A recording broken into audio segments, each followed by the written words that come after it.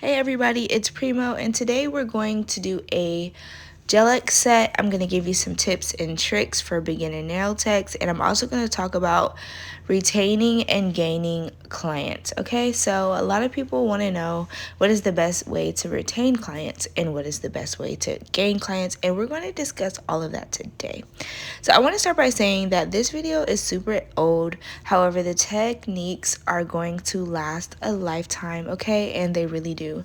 So today I am starting out after application using the air machine. So this is an airbrush machine made by Apre, or better known as the Gel-X brand. I love this product so much because they created a gel system that uses actual gel paint and polish. This is super creative and innovative because it has never been done before and it still has not been duplicated, okay? So the paint and polish comes out extremely shiny once you top coat it, and it really doesn't smudge, like it cures really fast. So those are all the wonderful things that I have to say. And in this video I also have my nails airbrushed with the air machine. I'm literally obsessed with it. Okay, so spider gel is something that I like to use and add. It's not anything super duper popular right now, but as we know, with nail trends, they tend to circle back around. So don't be surprised if you see people using spider gel again really sometime soon. So as of right now, I am a retired nail tech. I have been a nail tech for the last 10 years. For the last literally 6 months, I've been kind of in limbo where it's like I am not going to just throw away my nail baby, right? I have created Nail Primo from day one, and I'm not just going to throw it away. But what exactly do I want to see with my business happen next? And this is the next step for me. It is coaching, it is educating, it is teaching other nail techs and people in the beauty industry the things that I know, right? I may not know everything, but everything that I do know, I am a master and an expert at, and that is what counts. So today we're going to talk about gaining and retaining clients. I want to start with a bit of background. My background is in the arts. It's in grant writing, and being in spaces that are like that. So it wasn't a surprise that I decided to go into nails, because a lot of my mentors at the time, they were in beauty already and they saw me as an artist, and they wanted to help me apply myself, right? They wanted to help me figure out what I needed to do in order to make money, because I was super young. I could not keep a job. I did not want to keep a job, okay? And they just wanted to help me figure things out. And so they're like, why don't you just go to nail school? And long story short, a few years later, I ended up going. And it really changed my life, okay? So this is a client. Her name is Nicole, and she was one of my first clients I had when I went into my solo nail studio. I paid about, I think at the time it was $900 a month for the space, and that was a big deal for me. I lived at home with parents. I had a 3-year-old daughter. Like, I had so much stuff going on, like, and I just decided on a whim, I'm not going to work at the salon anymore. I'm going to go out and do my own thing, right? And it was the best choice that I could have ever done. I think later on we'll talk about the differences between solo studio spaces, home studio spaces, and salons, because at this point I have done and experienced them all, honey, okay? So I'm going to give you the tips and tricks on how to keep a client for 6 to 8 plus years, right? And I would say the first thing would totally be, and this is also in my ebook, you can definitely pick this up, join the wait list to gain access to the workbook. And the first industry exclusive is going to be creating a memorable business name and logo. Okay, that is the first thing you want to do. So for me, I already had Primozilla. That was a company I started in 2015. And since I had branched over into nails, I needed to create something. So the most obvious thing for me was to do Nail Primo. I went ahead, I got onto Fiverr, and I hired a graphic designer to go ahead and make a logo for me. I chose to do font because I wanted it to be really authentic and something like a signature when it came to my brand and my logo, because it very much was revolved around me and the art I wanted to create having to do with nails, okay? You want to develop your personal style and you want to start to create signature techniques for yourself. As a nail tech, you want to have a good understanding on what are the trends, right? But you want to take those trends and manipulate them into something that is your own, something that cannot be duplicated, because things that cannot be duplicated are innately more valuable. So I want to take a side note back into the actual video and with what I'm doing. I use hard gel, period, right? I've been using hard gel since the beginning of my nail career 10 years ago, and I use hard gel to apply all of my gems. And when I tell you they don't come off, I mean it. So I slightly encapsulate them.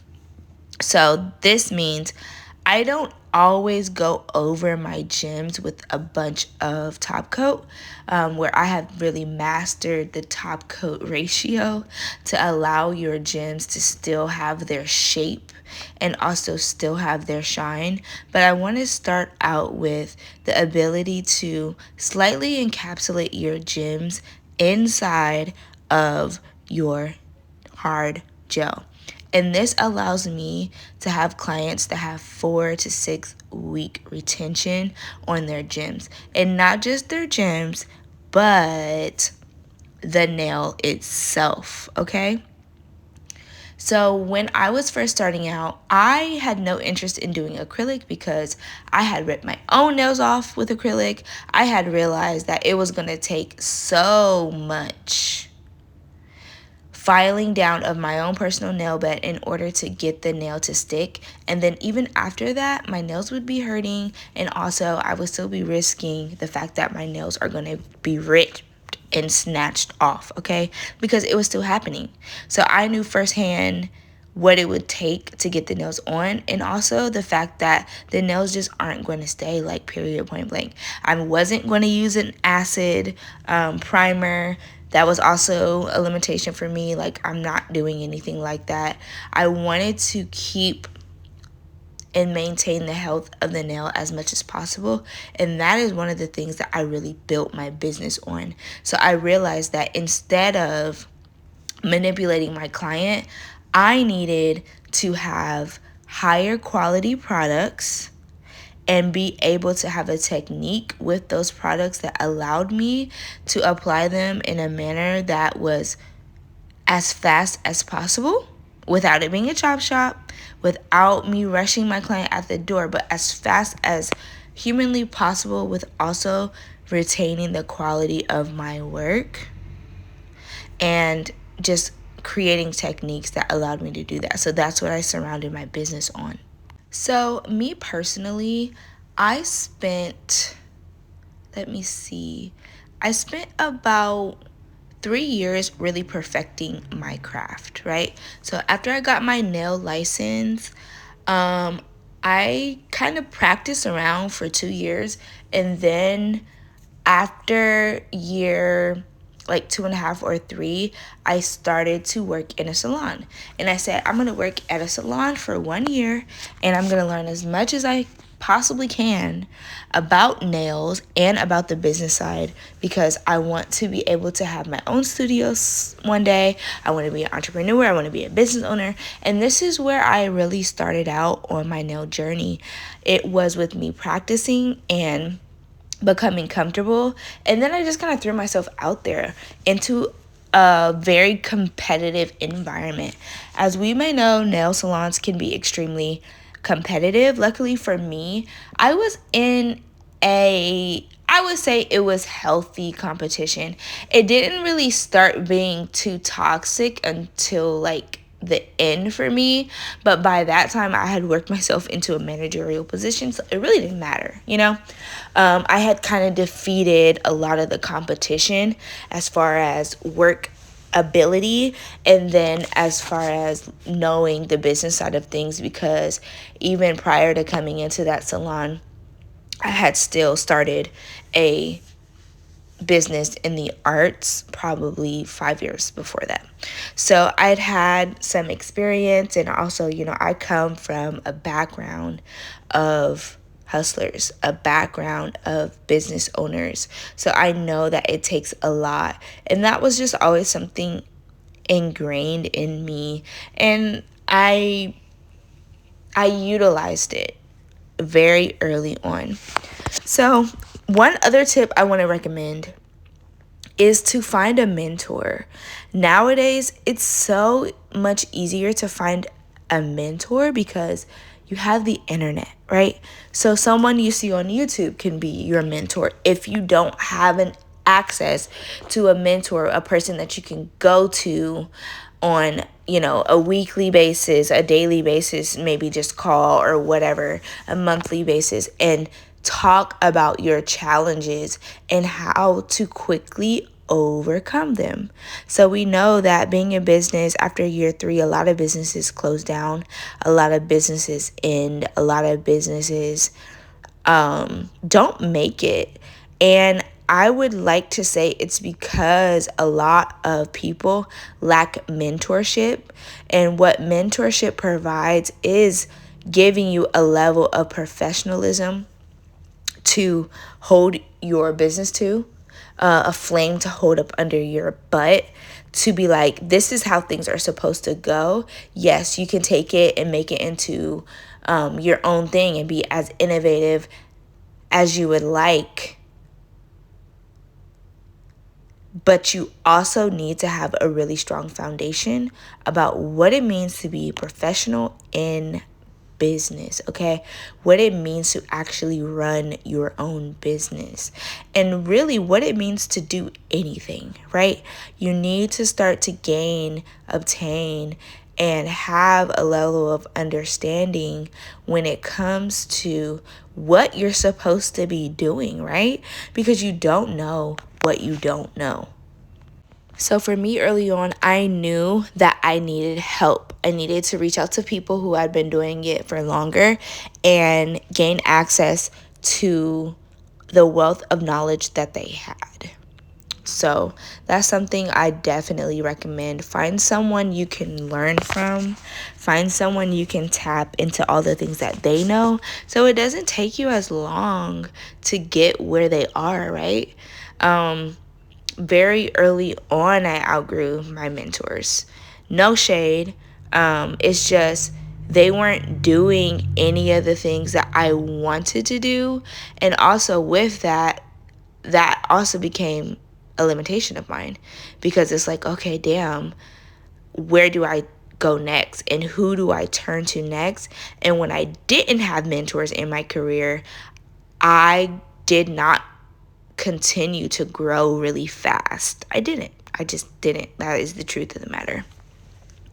So, another industry exclusive I want to give is marketing strategies for nail techs, okay?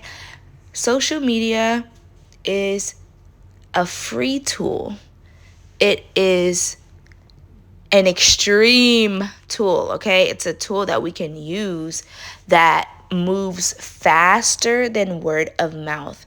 And when you go to nail school, you learn that word of mouth is the number one way to showcase your skills and also gain new clients.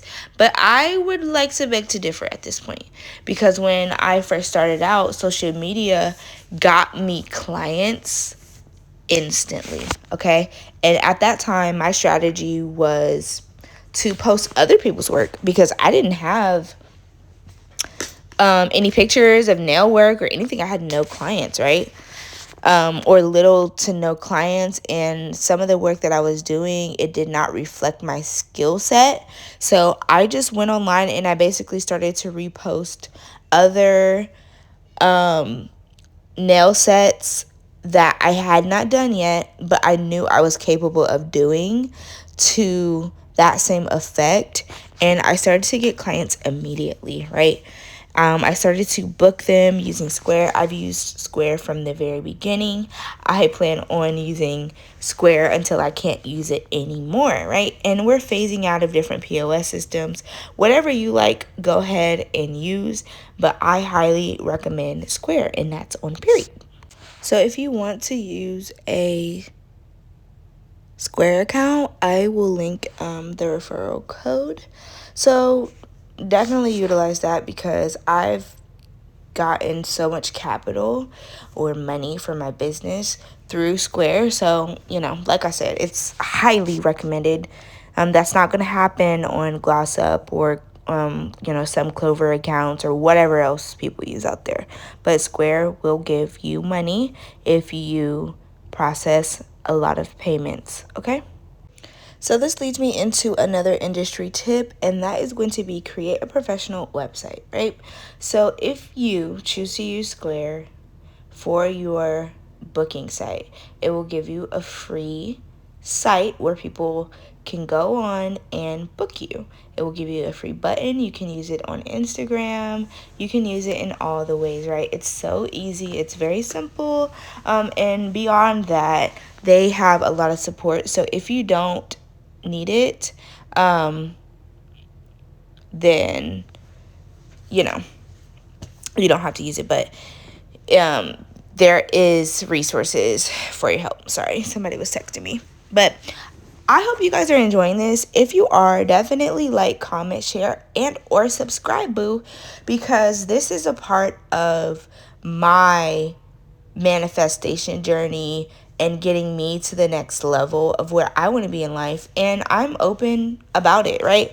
I share a lot of details about what it's like to really be a business owner, what it's like to do business solely, right? I don't have a 9 to 5. I don't have all of these other things going on. This is what I do, and I do it every day. So if you've learned anything, gained anything at all, honey, go ahead and like, share, or subscribe. Leave me a comment if you have questions or concerns, please. I would love to start a dialogue. I would love to talk and know that I'm not alone here on this app. So let's really get into the most important thing when interacting with clients is the way that you communicate and your ability to serve the customer, okay? Also, your customer service skills. Effective communication with clients is so extremely important. So, my first recommendation would be, once you build your website, be as clear as possible. Answer as many possible questions that people could have in the description, right? It's a lot to ask a person these days to go to your frequently asked questions. So you need to you need to answer as many questions as you can right there in the description, right? You need to answer as many questions as you can right there in your story or on your post. You need to answer as many questions as you can off rip, right? Because a lot of people want to be like, oh, you didn't read my policies, you didn't do this. You know that people are not reading your policies.